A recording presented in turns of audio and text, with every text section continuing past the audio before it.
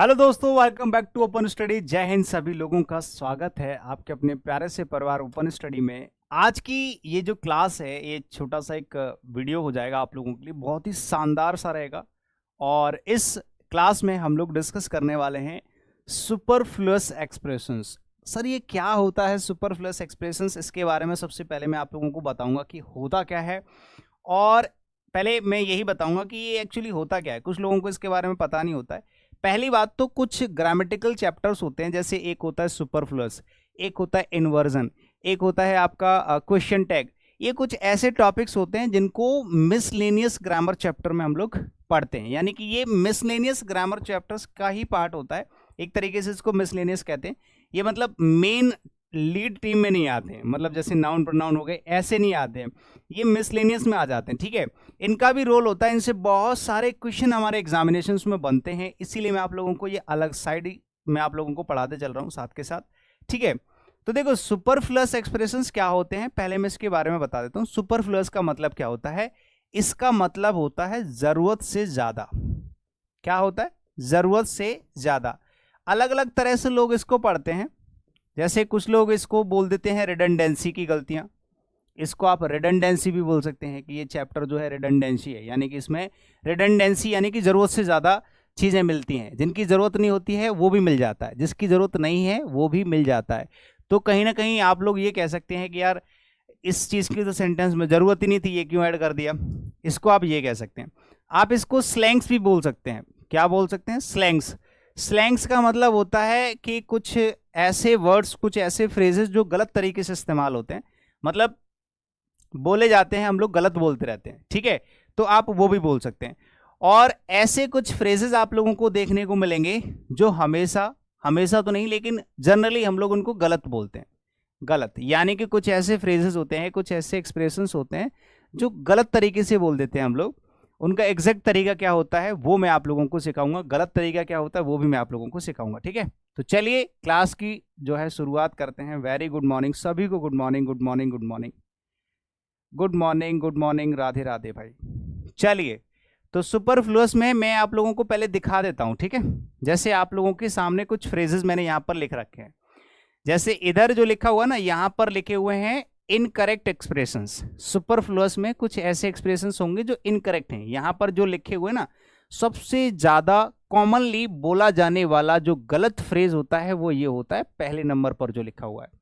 और मैं आपको एकदम सही और सटीक चीजें दूंगा, जिससे मैं ऐसे होते तो ये कम से कम 500 से भी ज्यादा होंगे, लेकिन सारे नहीं सीखने आपको, बस वही सीखने जो आपके एग्जाम में आते हैं, बस बात खत्म। ठीक है, बहुत अच्छी अच्छी फ्रीक्वेंटली आस्क्ड, सबसे ज्यादा पूछा जाने वाला, बोला जाने वाला जो गलत फ्रेज होता है वो होता है पासिंग मार्क्स। सर बस इतना पढ़ा दो कि मेरे पासिंग मार्क्स आ जाए। मैंने कहा तू फेल हो तो होना ही होना है तेरा, तू तो फेल हो गई।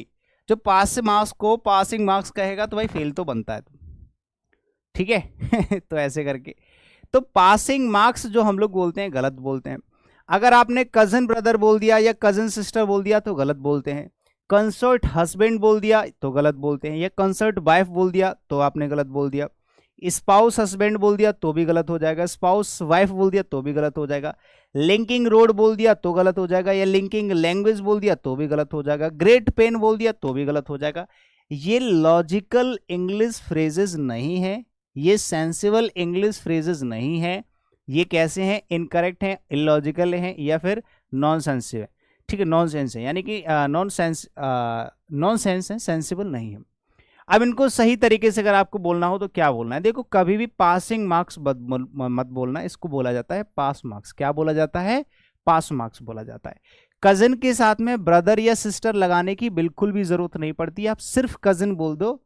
ठीक है, वही सही होगा, उसके साथ ब्रदर सिस्टर लगाने की जरूरत नहीं। अब आप कहोगे कि सर हमें पता कैसे चलेगा कि ये ब्रदर है या सिस्टर? उसमें जब सेंटेंस में आप उसके बारे में बताओगे, स्टेटमेंट दोगे, तो उसमें ही या सी कुछ तो लगाओगे, उससे पता चल जाता है कि लड़का है कि लड़की है। तो ऐसे पता चल जाता है। नहीं भी पता चले तो भी कोई दिक्कत नहीं, कजिन सिर्फ कजिन ही यूज होता है, ब्रदर सिस्टर उसके साथ नहीं लगाते हैं। कंसर्ट या स्पाउस दोनों का मतलब होता है जीवन साथी। कंसर्ट और स्पाउस का मतलब होता है जीवन साथी, जो भी आपका जो लाइफ पार्टनर होता है उसको बोलते हैं। तो उसके साथ आपको हस्बैंड या वाइफ लगाने की बिल्कुल भी जरूरत नहीं होती है, ना तो कंसर्ट के साथ लगाओगे ना ही स्पाउस के साथ, आप सिर्फ कंसर्ट बोलोगे या सिर्फ स्पाउस बोलोगे, ठीक है। दोनों का मतलब सेम होता है, लगभग थोड़ा सा माइनर डिफरेंस होता है, उसको जिक्र करने की जरूरत नहीं है। अगर आप लिंकिंग रोड बोलते हैं कि जैसे ये मेन रोड है और ये इसकी लिंकिंग रोड है, जैसे हमारी मेन लैंग्वेज हिंदी है, लिंकिंग लैंग्वेज हमारी ओडिसी या कुछ और है, ऐसे करके ऐसे बोल देते हैं, तो ऐसे गलत होता है। लिंक रोड बोला जाता है या फिर लिंक लैंग्वेज बोला जाता है, ठीक है। या तो लिंक रोड बोलते हैं या लिंक लैंग्वेज बोलते हैं, ठीक है। आगे लिखा हुआ है, कभी भी बहुत ज्यादा पेन हो रहा हो आपके सर में या पूरी बॉडी में, तो उसको ग्रेट पेन मत बोल देना, कोई अवार्ड लेकर के नहीं आया वो दर्द, ठीक है। हाँ, ये बैच कब फिनिश होगा, ये हो जाएगा लगभग सीजीएल तक हो जाएगा, सीजीएल से पहले हो जाएगा। तो उसको सीवियर पेन बोलते हैं, तीव्र पेन। क्या बोलते हैं? तीव्र, यानी कि तेज। तो उम्मीद है कि आपको ये सारे के सारे एक्सप्रेशंस यहाँ पर गलत लिखे हैं, यहाँ पर सही लिखे हैं। इनकी पीडीएफ मैं आप लोगों को दूंगा, तो इनको एक बार रिवाइज और कर लेना आप घर पे, ठीक है। अच्छा, ये क्लास जो है मैं आप लोगों को दे रहा हूँ, इसमें तो मैं आप लोगों को सिखा रहा हूँ कि कौन कौन से एक्सप्रेशंस गलत हैं और इनको सही कैसे किया जाता है। फिर इनके मैं कुछ क्वेश्चंस भी कराऊंगा अगली क्लास में, जिनमें मैं आप लोगों को कुछ क्वेश्चन डिस्कस कराऊंगा कि देखो भैया इसमें ये क्वेश्चन है और ऐसे ऐसे क्वेश्चन आता है सुपरफ्लुअस से, ठीक है। वो कुछ क्वेश्चंस भी मैं आपको कराऊंगा।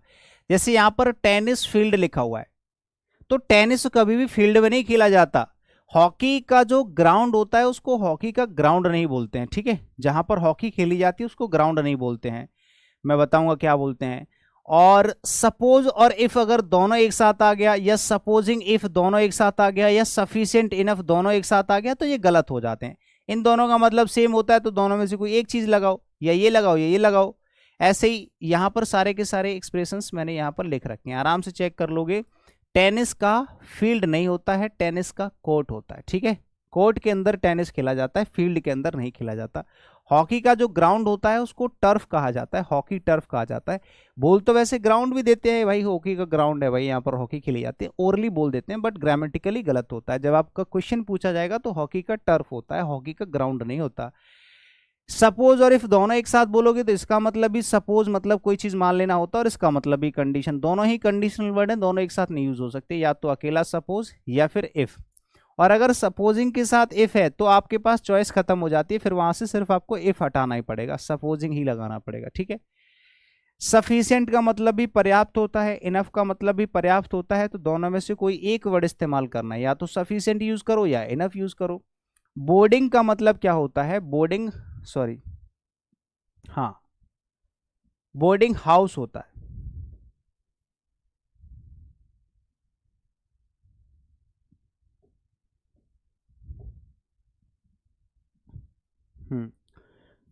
बोर्डिंग हाउस नहीं होता है, सिर्फ बोर्डिंग होता है। क्या होता है? बोर्डिंग हाउस नहीं होता है, सिर्फ बोर्डिंग होता है, समझ रहे हो।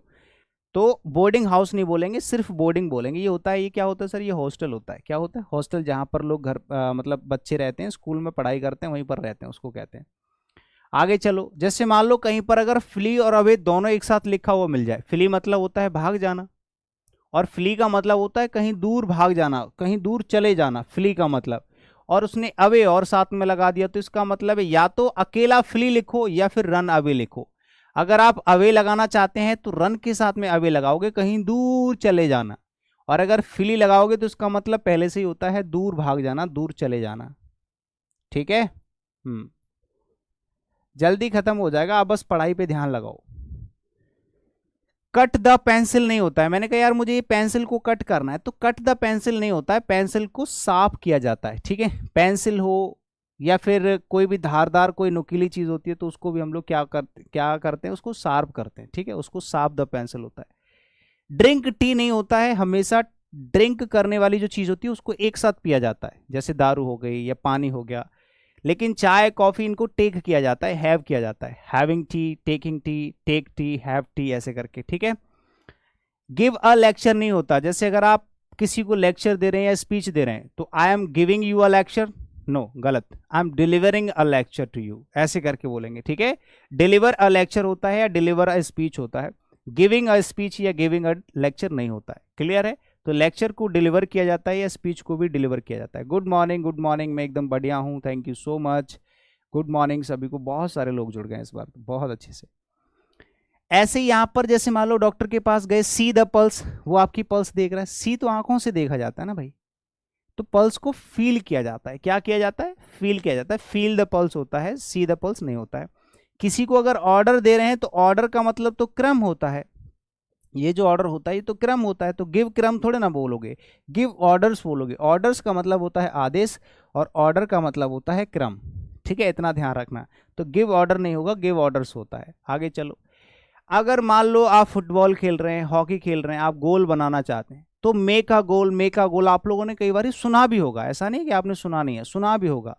ठीक है, तो यहां पर जो मेक अ गोल लिखा है ये गलत होता है, स्कोर अ गोल किया जाता है। गोल को स्कोर किया जाता है, मतलब आपने कितने गोल बनाए हैं, 5 गोल, तो मैंने आई स्कोर्ड 5 गोल्स ऐसे करके बोलोगे। आई मेड 5 गोल्स ऐसे नहीं बोलोगे, गलत हो जाएगा। मेक नॉइज नहीं होता है, मेक अ नॉइज होता है, याद रखना पूरा कंप्लीट। ईट द पुअर नहीं होता है, गरीबों को थोड़ा ना खा रहे हो तुम।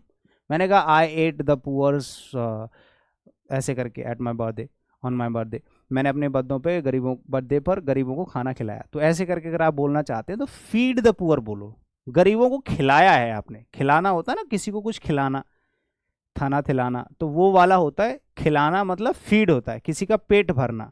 ईट तो खाना होता है, तो आप गरीबों को खा रहे हो कि गरीबों को खिला रहे हो, तो फीड द पुअर।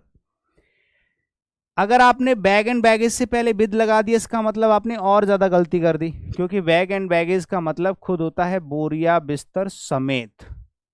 इसका मतलब खुद होता है, इसके अंदर ही छिपा होता है बोरिया बिस्तर समेत, तो आपको इसके साथ बैग विद नहीं लगाना है।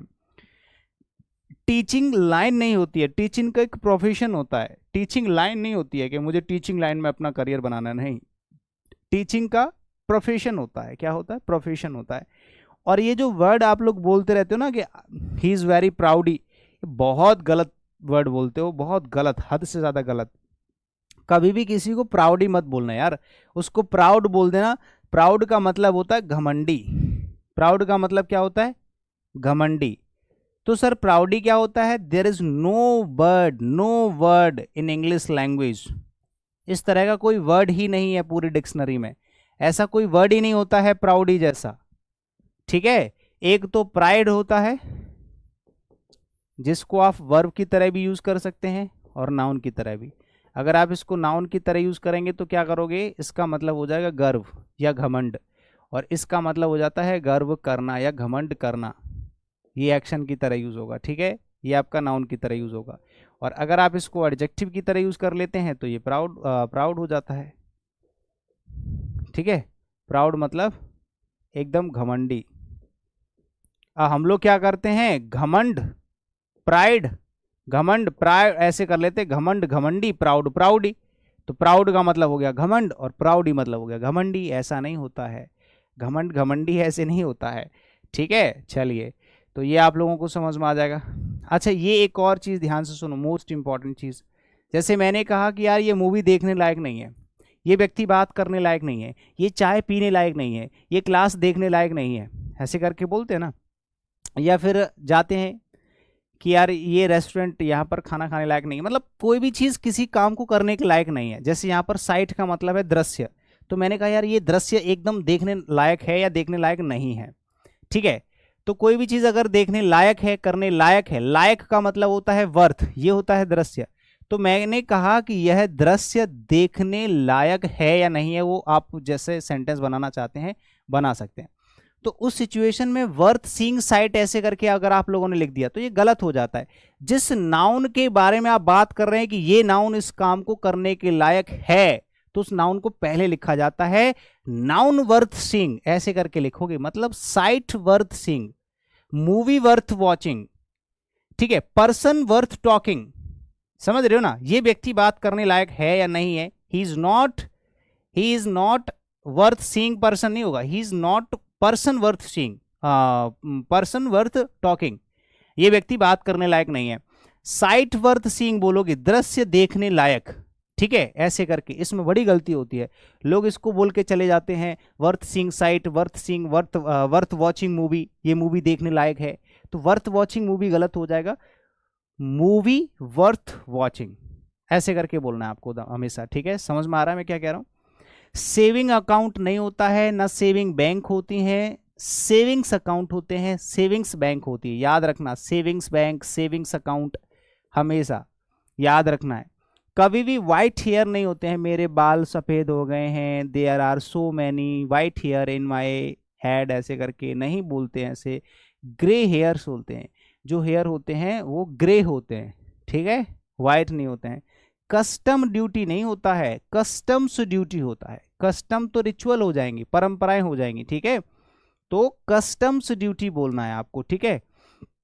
हेड में जब सर में पेन होता है तो उसको हेड पेन नहीं बोलते हैं, उसको क्या बोलते हैं, हेड एक बोलते हैं। हेड एक बोलते हैं, मुझे इस चीज़ की कोई हेड एक नहीं है, मुझे इसकी कोई सरदर्दी नहीं है, तो हेड पेन मत बोलना, सर के दर्द को हेड एक बोला जाता है। एक